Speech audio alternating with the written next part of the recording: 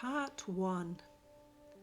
For the last several months I've been sitting with something, a growing sense of discomfort, the kind that doesn't scream at you but hums in the background, persistent, low level, annoying. And my ego spent most of that time trying to diagnose it as a problem, something to fix, something that had gone wrong. Because that's what the ego does. It interprets expansion as threat. However, I learned that discomfort isn't always a sign to stop. Sometimes it's a sign that something is growing. Growth, real growth, isn't linear. It doesn't feel like a smooth upward line. It feels like pressure. Tightness, like the old shape no longer fits. And the part of you that wants comfort, it will tell you that you're failing, that you should go back, that the discomfort is evidence of something wrong. But what if it's evidence of something right? What if the discomfort is just expansion? It took a delayed tax rebate and some financial pressure of all things to finally get the message. The discomfort wasn't a sign I was off track. It was the exact sensation of the transition itself, the growing pains of moving from consumer to creator. So today we're going to talk about decline. Not as something to fear, but as the necessary friction that allows growth, expansion, and magnification to actually happen. Part 2. How decline shows up. Decline shows up in ways we're conditioned to resist. A quiet response to the YouTube channel you've posted more than 70 videos consistently over 7 months. The inbox fills with noise, jobs you never applied for, opportunities that don't fit, clutter that distracts. We call these setbacks, interruptions, annoyances. But here's what I'm learning. Decline is often just the old container breaking because it can no longer hold what's trying to emerge. Last week I received a light warning notification from TikTok. The format I'd just switched to, audio with a single static image, wasn't going to be promoted. At first I was deflated, but it was actually a redirection. I watched the same video back on Instagram and they were right. It was boring, uneventful, flat. So I spent the next 3 days, and I mean whole days, re-editing, fading images in and out, laying text over visuals, changing the pacing. What emerged wasn't just a fix, it was a completely new way of working, one that felt like play. One that I'm genuinely proud of. Even if the response is still quiet on Instagram and TikTok, I enjoyed the process. Decline didn't take anything away from me. It scraped off the layer I'd been hiding behind. Part 3. The psychology of growth, expansion, and magnification. There's a misunderstanding about growth. We tend to picture it as a straight line, upward, progressive, clean. But Julia Margaret Cameron, the photographer, not the actress, described it differently. She said growth is a spiral process, doubling back on itself, reassessing and regrouping.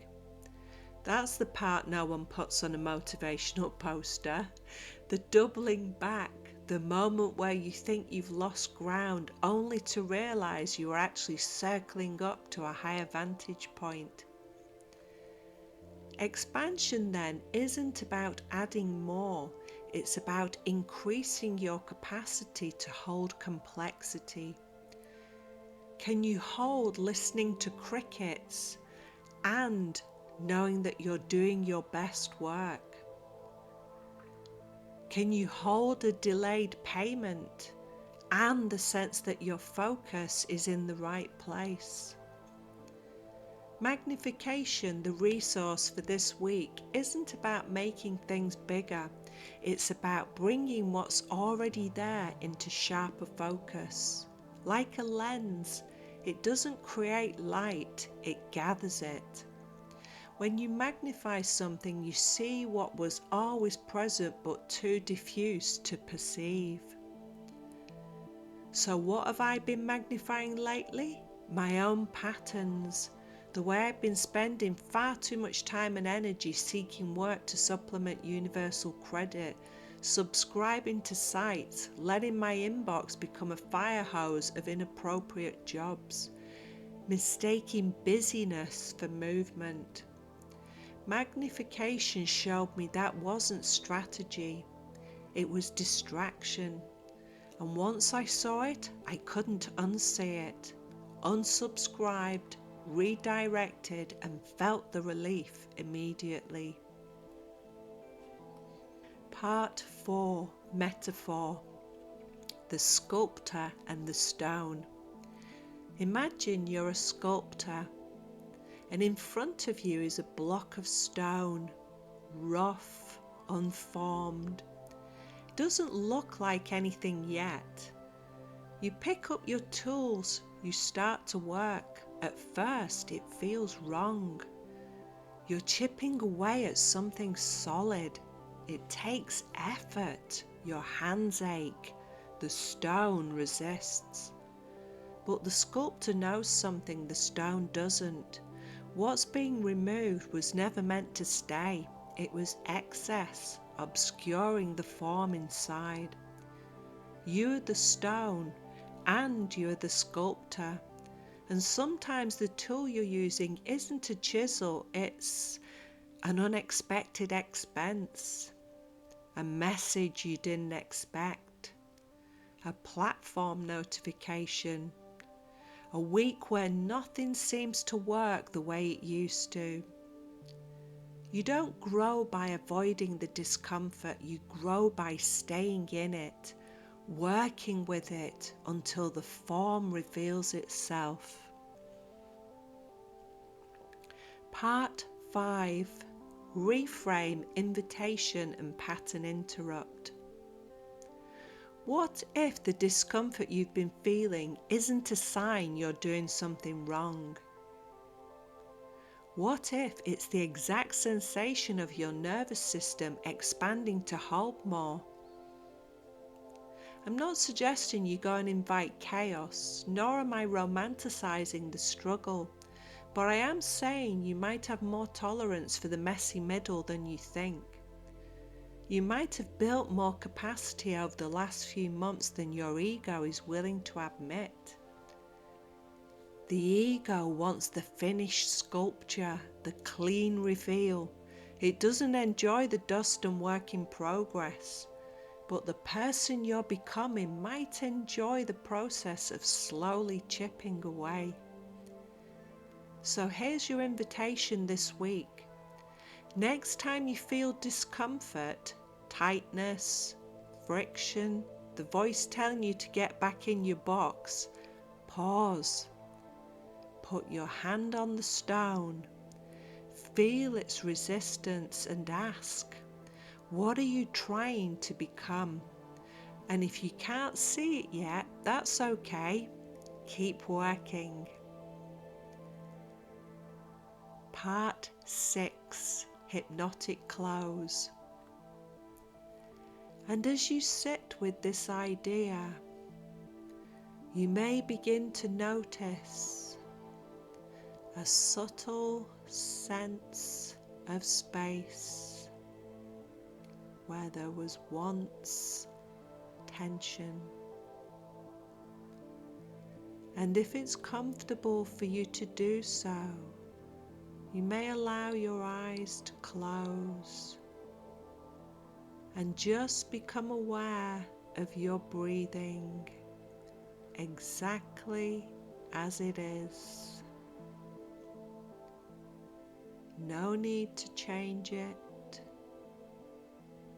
just noticing the natural rhythm.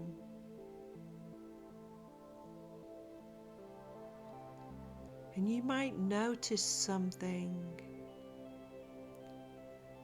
a quietness behind the noise.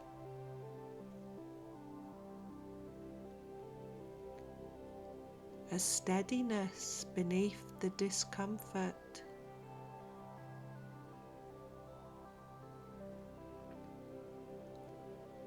You don't have to figure anything out right now.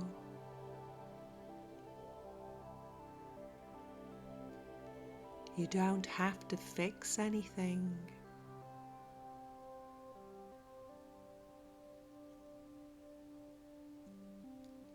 You don't have to know how it all comes together. You only have to allow the chip, the fall, the reveal. Trusting that what falls away was never yours to keep.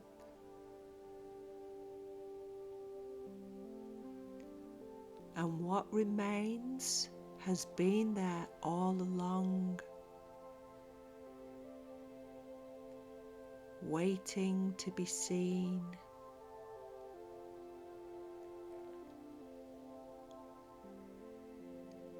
Slow breath.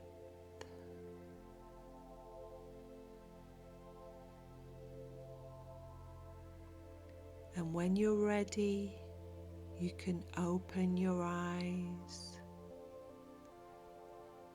and bring that steadiness with you into the rest of your day.